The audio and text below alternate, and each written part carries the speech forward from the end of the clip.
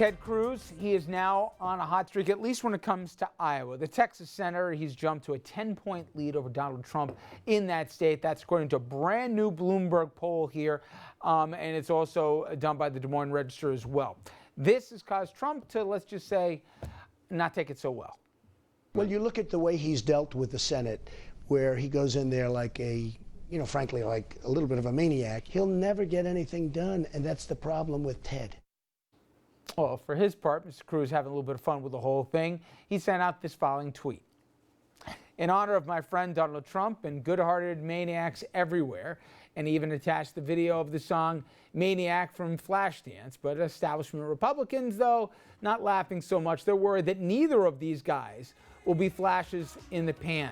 In fact, Dominic, before this, showed us his dance. And they've got two problematic candidates on the dance card to worry about due the establishment. Let's bring in the panel here. Mr. Brodsky. Rich is a former Democratic New York State Assemblyman. Oh, yes, we'll talk about Albany. He's now fully in the media with both feet. A senior fellow at Demos and a professor at NYU. The aforementioned Dominic Carter, back from covering trials in Lower Manhattan, political journalist and author. And Jessica Proud, Republican strategist and PR expert with the November team. Jess, there's a big debate tomorrow, obviously. Before we get into who's got the most to win or to lose, I think people ought to be careful what they wish for when they're talking about Ted Cruz as an alternative to Trump. Everybody that ever dealt with him in the Senate, especially Republicans, thought that this guy was the most problematic colleague that they had to deal with. If there was some guy that was just trying to grandstand or even shut down the government or whatever else, it was Cruz. The idea that he's seen as the responsible alternative to Trump, that's frightening. I don't know that he's seen as the responsible alternative to him. I think he's the one that's most like him in some ways and most inclined to get his supporters. The people that are leaving Trump are going to Cruz. I think an alternative might be someone like a Rubio or a Kasich, but I think Trump actually made a legitimate point about him, which you don't hear me say that too often, but the point about compromise, and I think from a general election standpoint, it's hard to see how he would sort of shift to the middle, so and he's very branded. If you had to pick one or the otother, who'd you pick? I don't think either of them are going to be the nominee. And by the way, Dom, Trump's at 41% nationally. Mm-hmm. I mean, I think the next one's at like 15% or something like that. I mean, I'm hearing this week in all these conversations about brokered conventions go back to '76, where we saw what happened with Ford and the rest. I mean, at some point, I know everyone said he's over, finito, I think you always like to say, and the rest. I don't even think if tomorrow's debate doesn't go well, that there's any kind of path for a Jeb Bush or the rest. I know we're only in December, but it is getting late early. Wait, who? What name did you say? Yeah. Who was that? Do you hear those owls? Did you say Jeb Bush? Yes. Jeb? Yes, I did. Jeb Bush. Yes, no, I did. That's not going to work based on the polling.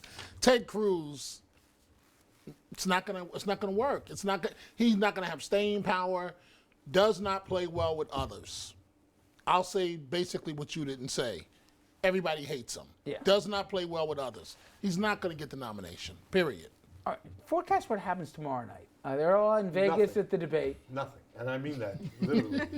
The problem is they don't have anything to disagree with each other about except style.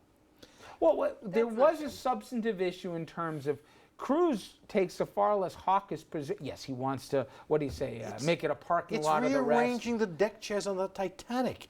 They're all within this little closed, ultra-white, right-wing, white ring circle. We have a more diverse slate of candidates than the other side. Yeah, well, let's just, I was on a roll there for a minute. Wait a minute. They're all hard right-wingers, which is why Trump's personality has moved him to the front of the pack. Trump is this close to getting the nomination. And what he's got to do, as I'll say in tomorrow HuffPost, is he's got to move to the left on economic issues. If he gets to be the protector of Medicare, the protector of Social Security, the guy who may want to do something about the minimum wage, he'll bring... And go after hedge funds. That's his thing, and go after hedge funds. All of a sudden, He's positioning himself as a Republican who can keep the base and move to the center. He's one shrewd move away from the nomination. And the notion of Ted Cruz, come on, say, you can do better than that. Come on. Who's it going to be? Who's it going to be? I don't think either of them at the end of the day are going to end up with the nomination, but I disagree with what you said. They are not all hard right wing. You're seeing movement with Chris Christie, who I think anyone would say is sort of the more liberal Chris in the Christie race. is the more liberal. When Chris Christie is your left wing, you're in trouble. No, not left wing. They're more moderate and conservative elements of the party. But Chris Christie is doing better in New Hampshire, which.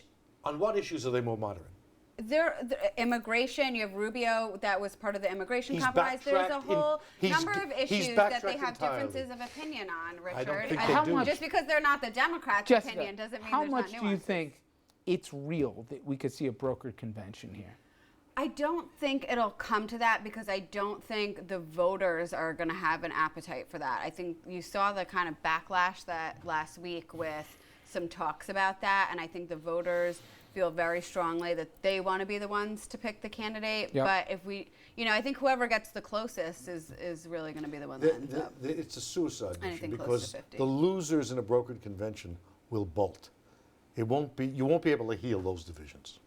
But the concern is, if one of the two guys, whether it's Trump or Cruz, is on the top of the ticket, the consequences for the rest of the Republicans in November, I mean, it could be awful. Yeah, I mean, the poll that just came out showed the only person that Hillary was beating, the only people were Trump and Cruz. So it is a concern. Do we have, guys, the SNL clip? Oh, okay. It was funny, but yeah. So Will Ferrell came back in character as, and he had a lot of fun, including where he was making fun of Jeb's sign with the exclamation point, and he was talking about Trump, and he was laughing about what kind of a lunatic and the rest he was. But you start looking, Dom, he looks good compared to the rest of these guys. I mean, seriously, right? And one could argue he makes a lot of sense, even as a comedian. I mean, some of his points were right on in terms of message. I kind of feel bad though for Jeb Bush. I mean, it's bad. It's basically a wrap. I mean, $50 million, I think, was the number that his PAC has spent on ads, and the numbers have not only not improved, they've gone the other direction. This fascination we have with the candidates is the wrong fascination.